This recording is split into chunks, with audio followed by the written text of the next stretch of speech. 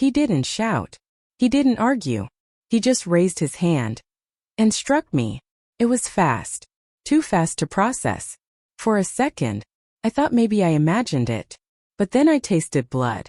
The reception hall fell silent. Like someone had turned off the entire world. The music choked mid-note. Chairs stopped moving. Voices froze mid-laugh. And then I heard her, my mother, whispering, "You're making a scene." That was when everything changed. Not just because my father hit me, but because no one tried to stop him. Not my mother. Not my brother. Not his new bride still smiling from her place at the head table. Like she'd been waiting for this moment. For 29 years I'd been the good daughter. The quiet achiever. The one who never needed help. And never asked for it. But here I was. Bleeding. Alone. In a room full of family. If you're already feeling this, if something in your chest just tightened, you're going to want to hear the rest. Because this story doesn't end the way they expected it to. There are things you'll hear in the next few minutes that I wish someone had told me sooner. About guilt, boundaries, power, and what happens when you finally stop being the good daughter. So if this speaks to something inside you, subscribe, tap like. Not for me. For the version of you that knows exactly what this kind of betrayal feels like. Because what comes next might change the way you see everything. Earlier that night, they had cornered me by the dessert table. Started like it always does. Polite on the surface. Sharpened underneath. My mother leaned in, voice low and urgent. "James and Anna need your place. It's the only decent space for starting a family." I blinked. "You mean my penthouse? The one I bought. With my own money." She didn't even pause. "You live alone. It's too much for one person. Be reasonable, Victoria. Be reasonable." It always came back to that. They failed him upward for years. Failed ventures. Wasted loans. And still he was the chosen one. Meanwhile, I worked. I sacrificed. I built something real. But the moment I said no, I became the problem. I stayed calm. I worked for that home. They can find their own. That's when my father walked over. His face was red. His breathing short. He smelled like old champagne and old anger. He looked me in the eye. "You don't say no to your family." Then his hand moved. And that was the slap. It echoed across the marble floors, across the silence, across the space between who I was and who I was about to become. I didn't cry. I didn't flinch. I just touched my cheek. Felt the heat. The blood. And whispered to no one, "Okay. That's how it's going to be." I turned. And I walked away. The sound of my heels click, click, click, louder than the DJ, louder than the whispers. They didn't follow. They didn't call my name. I stepped out into the night, air thick with disbelief and adrenaline. And that's when it hit me. The real pain wasn't from the slap. It was from knowing they expected me to take it. By the time I got to my car, the messages had already started coming in. "Come back inside. You're embarrassing us. Don't be dramatic, Vic. Let's talk. He needs that place more than you. Don't be cruel. You will give him the keys tomorrow. This isn't a discussion." I turned off my phone. And I didn't go home. I drove to the only place I could still think, that small coffee shop on 9th and Maple. Where the tables were scratched and the lights were soft, and no one ever asked too many questions. Mike was working. He took one look at my face and brought over my usual without a word. Then he sat across from me and slid a chocolate muffin across the table. "Bad day?" I stared out the window and then said it flat. "My father slapped me at my brother's wedding because I wouldn't give them my penthouse." He blinked. "You mean the one you worked 3 years of overtime to buy?" I nodded. Apparently, James is the man of the family now. And I'm just in the way. He didn't tell me to go home. He didn't say to forgive. He just said, "Eat. And don't go back there." The sun dipped behind the city skyline. And I watched the light slip down the walls. And slowly I realized something. They thought the slap would scare me. But it clarified me. I wasn't going to scream. I wasn't going to beg. I was going to build. So I pulled out my laptop. 3 emails, one to my lawyer, one to my financial advisor, one to my real estate agent. Then I opened my GitHub repo and started pushing code. And finally I sent one last message. "Remember that oceanfront property we discussed? I'm ready to make an offer. Not revenge. Not even justice. Just distance. And design. The moment his hand met my skin, I became someone they couldn't control anymore. They had turned me into a threat. And I hadn't even started yet. The next morning they showed up at my building. No warning. No apology. Just a familiar knock, sharp and impatient. The doorman had already called to tip me off. And this time, I was ready. I opened the door calm, dressed for work, laptop in hand. My mother looked startled. My father looked annoyed. We need to talk about what happened, she said, already pushing past me. I didn't move aside. I'm on my way to work. Some of us actually have jobs. He didn't like that. His hand reached for my arm, fast, familiar, aggressive. But I pulled back slowly, firmly, and said without blinking, touch me again and I'll have building security escort you out. His hand dropped. I didn't stop there. And yes, I have the video. The slap. From the country club's security feed. That stopped them both. My mother's face went pale, not with guilt, but with fear. You wouldn't. I raised an eyebrow, then stepped into the elevator, and let the doors close in their faces. I didn't cry this time. I didn't feel shaken. I felt steady. The truth is, I'd seen this coming. Not the slap, not the public spectacle, but the entitlement, the grab for what was mine. I always knew it was just a matter of time, so I had prepared. Over the next few days I said nothing. I answered no calls, no messages, but I watched them scramble. James sent cousins. Anna posted snide, sugary little quotes on social media. My aunt texted something passive like, we all just want peace. Don't be stubborn. And my silence terrified them, because silence, from the daughter who always explained herself, was the loudest shift of all. What they didn't know was that I'd kept everything. Every bill I paid, every line of code I'd written, every improvement I made to that penthouse. I had receipts, backups, logs, footage. More importantly, I had access. I was the family's tech fixer for years, the one who set up their devices, backed up their accounts, fixed their broken email logins. I had quietly built the entire digital foundation of their lives, and I still had the keys. I didn't plan to use it, not at first. But then, day 10 of silence. A knock on my office door. It was her.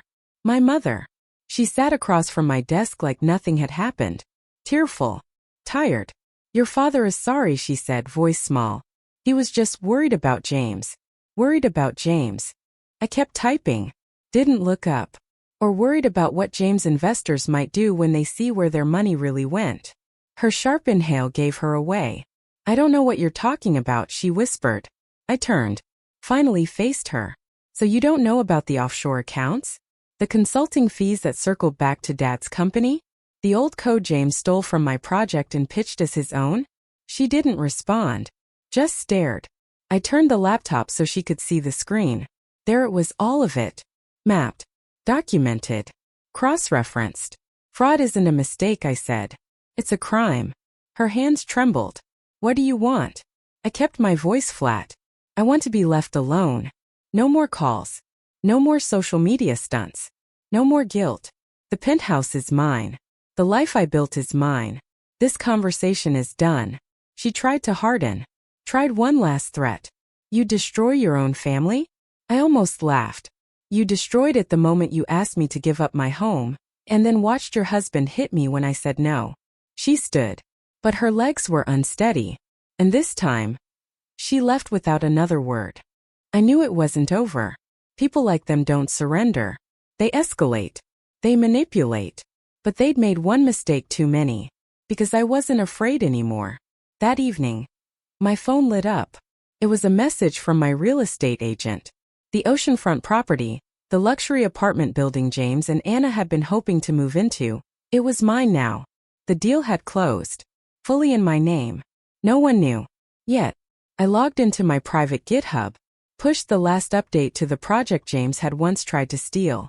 A property management system, one far more advanced than anything he ever built. Then, a text from James. Mom told me what you're doing. You can't prove anything. I replied with a single screenshot, his server logs. He responded quickly. What do you want? I paused, then typed. Distance. Complete and total. No contact. No expectations. You stay out of my life. And I stay out of yours. A moment passed.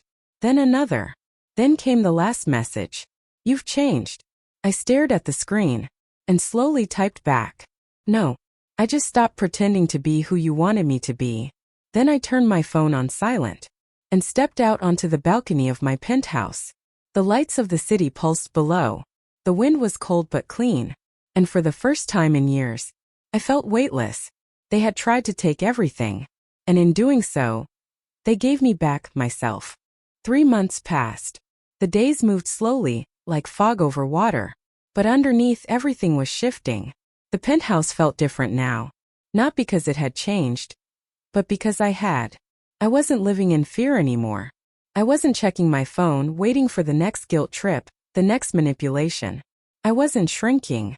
I was expanding. It started small, reviewing documents, sorting investments, clearing out accounts I'd left half-touched because I was always too busy taking care of everyone else. I rebuilt my boundaries, like code, clean, secure, unbreakable. The oceanfront property? Already thriving. I installed my own management system, the same one James had once tried to rebrand as his own. It worked better than I'd expected. Vacancy rates dropped. Applications soared. I wasn't just managing a building. I was building an empire. Then one morning, an alert popped up on my phone. Tenant eviction. Non-payment. James and Anna. They had missed 2 months of rent and were being removed. I didn't flinch. Without my father's wallet propping them up. They were finally living in the real world. They had always thought of money as a safety net. I knew better. Money is freedom. Only if you earn it. Later that week, a knock on my penthouse door. I checked the camera. It was him. My father. Older now. Slower. No champagne flush. No thunder in his chest. Just a man who looked like he didn't know what came next. I almost didn't answer. But then, I did. I opened the door, but didn't invite him in. He stood on the threshold. Uncomfortable. James and Anna are moving back in with us, he said. They couldn't keep the apartment. I nodded once. I know. I own the building. His head snapped up. Eyes wide. Confused. You? I kept my voice even. Because I'm good at what I do. I always was. You just never noticed. He deflated, leaning against the doorframe like a man who finally realized the ground was no longer his. Then he reached into his jacket, pulled out an envelope, held it out. Your mother wanted you to have this. It's an invitation to her birthday dinner next week. Gee, we would really like you to come.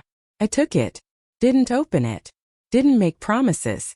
He looked at me, not like a father, not like a man trying to claim authority, but like someone who knew. He'd already lost it. Victoria. Please. We miss you. I met his gaze. Not angry. Not soft. Just clear. No. You miss the person you could push around. The one who gave up everything for James.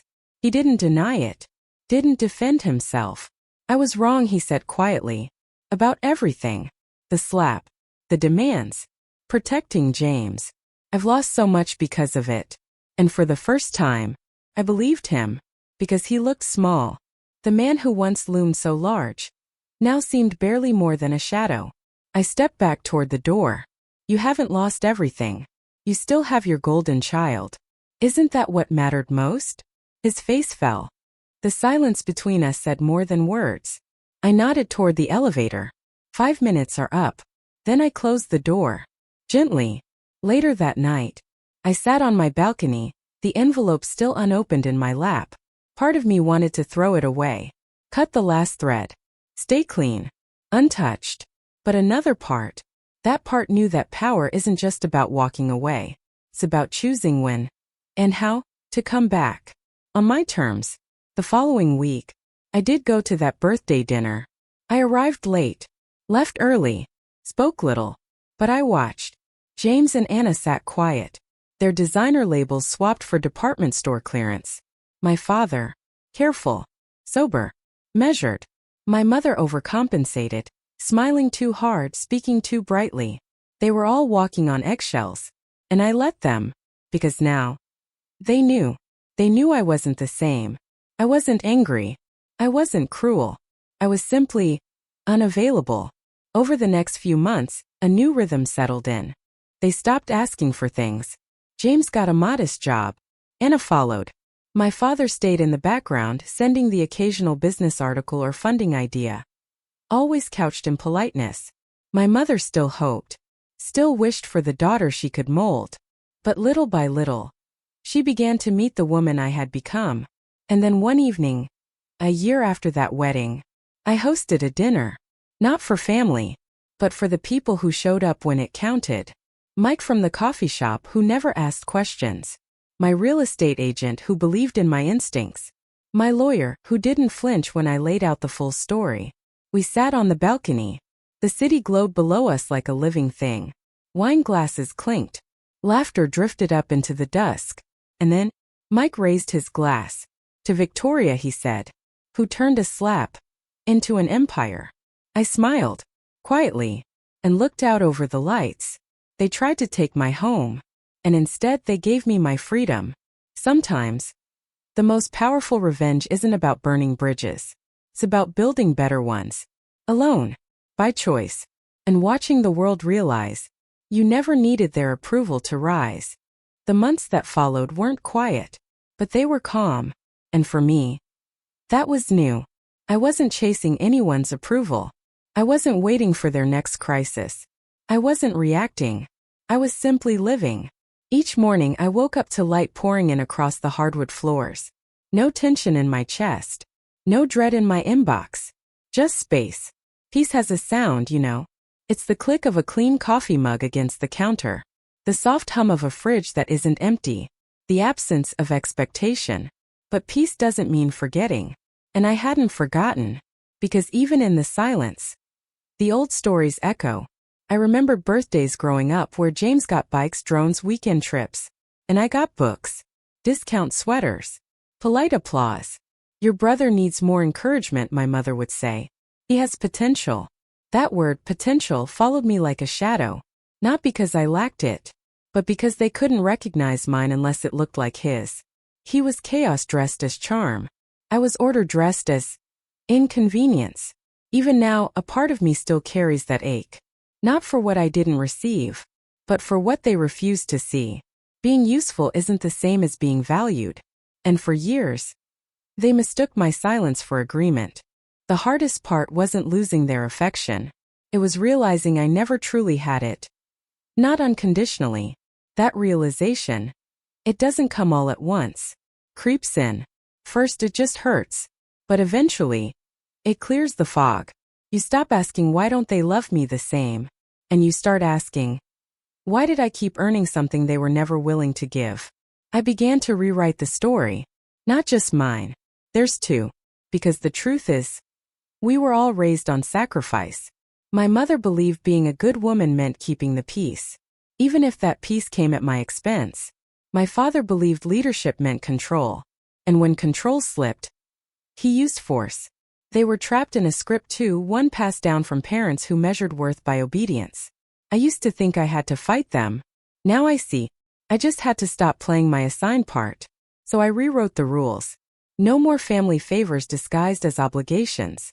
No more emotional blackmail wrapped in tradition. No more guilt for choosing my life over their chaos. And you know what happens when you stop playing your role? They flounder. They try to pull you back in. They test your silence with bait. A photo from the past. An innocent question. A family update you never asked for. But I didn't bite. I didn't explain. Because healing isn't loud. It's private. And it's slow. Sometimes I still get asked, how could you walk away from your own family? And my answer is simple. I didn't walk away from family. I walked away from the version of family that demanded I disappear in order to belong. And in doing so, I found something better. Not louder. Not flashier. Just true. There's a coffee shop 2 blocks from my new office. Different from Mike's. More modern, less cozy. But every Friday, I sit in the corner. Laptop open. Cappuccino in hand. And I write. Not code. Not emails, but reflections, memories, boundaries, plans. I write because it reminds me of how far I've come. I write because it reminds me I exist outside their lens. One afternoon, a young woman sat beside me, maybe 24, maybe younger. She looked tired, worn out in that specific way women get when they've been told to be nice one too many times. She was on the phone, whispering, pleading, "I just need a little space. I'm not trying to disrespect you. I just can't give more right now." And something in me ached. She reminded me of me, before the slap, before the silence, before I knew I could say no and survive. She ended the call, held back tears, and caught me looking. I smiled. She gave a half-smile back. "Family?" I asked. She nodded. "They always need something. And if I say no, I'm ungrateful." I took a breath, then said softly, "Needing peace doesn't make you selfish. It makes you aware. You don't have to prove your worth to people who only see your value when you're giving something away." She blinked like the words didn't quite fit, but they landed. And that's when I realized something I hadn't felt in years. Pride. Not in what I owned, not in what I'd built, but in who I'd become. Quietly, unapologetically, fully. That's the real empire.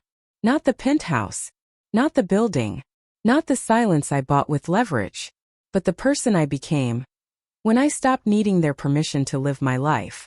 Some people think the climax of a story is the loudest moment, but for me, it was the quietest. It wasn't the slap, not even the confrontation in my office. It was a Tuesday morning, cloudy sky, coffee just poured, emails still unopened, and then a knock. Not at the door, on my spirit, a kind of knock you don't hear exactly. You feel it, in your chest, like something shifting. I was standing in my own kitchen, stockings, blazer, halfway through buttering toast, and I just stopped, knife midair, and I whispered to myself, "I'm not scared of them anymore." It wasn't an epiphany. It was a slow soul-level click, like something had been trying to unlock for years. And finally, it did. I stood there barefoot on hardwood and realized I no longer flinched when my phone lit up. I no longer rehearsed what I'd say to keep the peace. I no longer needed them to understand me. Freedom didn't come in a dramatic speech. Came in stillness. Came when I understood this.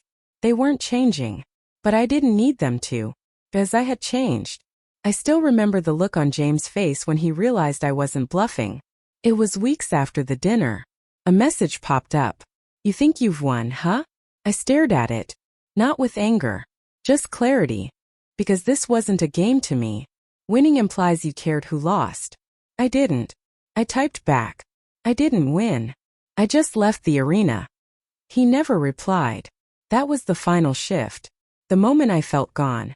Gone from the version of the story where I was the quiet support beam. Gone from the equation where their comfort came at the cost of my stability. Gone from the guilt. And in that space, something beautiful grew. I started saying yes again, but only to things that fed me. Long walks with no destination. Phone calls with people who didn't need me to be useful, just present. Side projects I'd always put off, because they didn't matter enough. They mattered now, because I mattered now. And then came the moment I hadn't planned for. An envelope. Plain. White. No return address. Inside a photograph. Me and James. Age 10 and 7. We were sitting on the front porch, popsicles in hand. No note. No caption. Just a memory. Plucked out and mailed like a peace offering. I stared at it for a long time. I remembered the day. It was summer. The heat made the tar sticky on the sidewalks. Our mother was inside yelling at someone on the phone. James had looked at me then, and whispered, "Don't grow up. It looks awful." I almost smiled, because even then, he knew. The world they were shaping us for was a machine. One that devoured softness, punished boundaries, rewarded noise over depth. He adapted. I rebelled quietly. But in the end, we both suffered. Not because we were bad, but because we were taught that love had conditions. The picture didn't stay. I burned it. Not in anger. In closure. Some memories don't need to be carried forward. They need to be honored and released. And here's the part they never tell you about healing. It doesn't make you feel powerful. Not at first. It makes you feel human, vulnerable, raw, open. But eventually, it makes you feel whole. And wholeness, that's the only form of revenge that leaves no collateral damage. So if you ask me what the turning point was, it wasn't a text, or a threat, or even the slap. It was the moment I stopped waiting to be understood, and started protecting my peace, as if it were sacred, because it is. And now, I guard it like it's breath itself. Not with walls, with discernment, with space, with knowing. I owe no one access to what I bled to reclaim. I wish I could say it ended cleanly. That one day I shut the door and the pain packed itself up neatly and disappeared. But healing doesn't ask for a schedule. It doesn't care about closure in the way we think it should. What came next was something more complicated. It was the grief I hadn't let myself feel.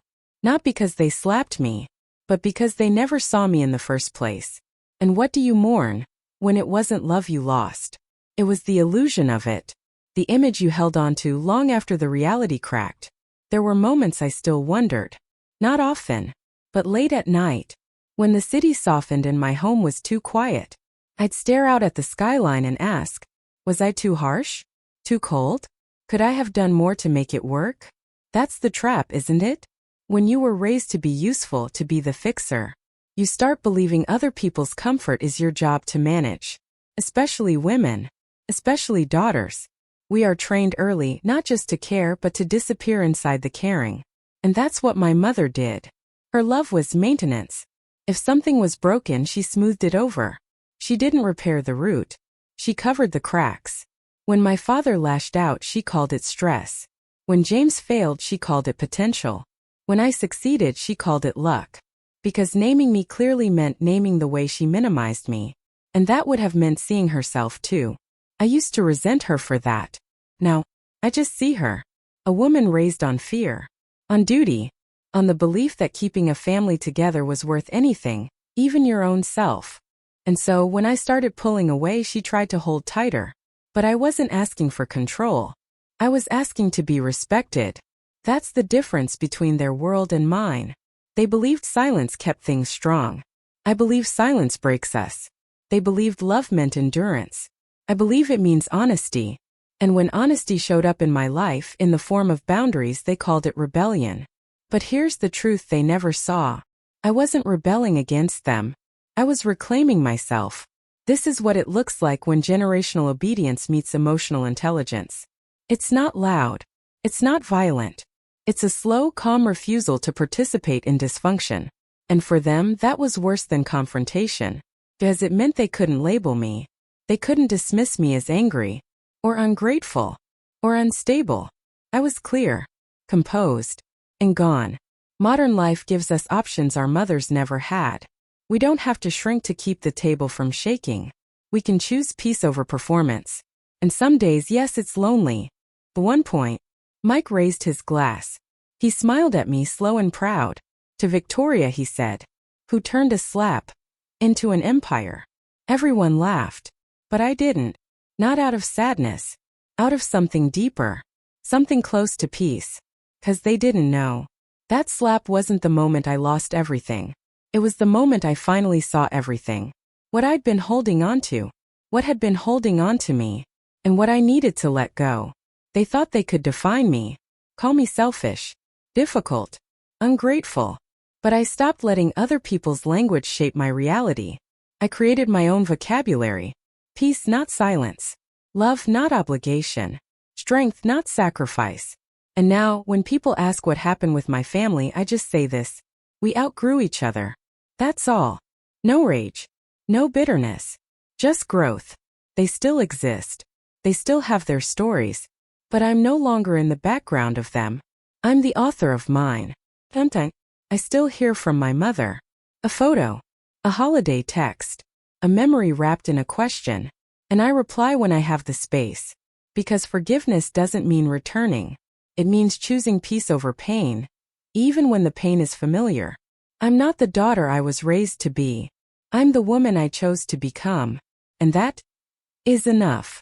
Sometimes, family isn't the people who share your blood. It's the people who see your worth before you ever have to prove it.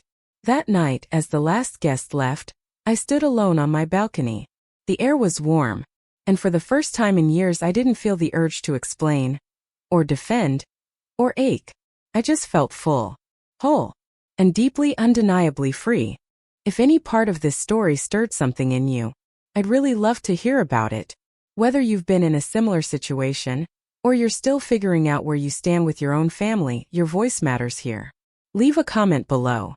Tell me what you would have done, what helped you heal, or what you're still carrying. No pressure to be polished, just be real. I'm listening. And I know someone else reading might need your words too.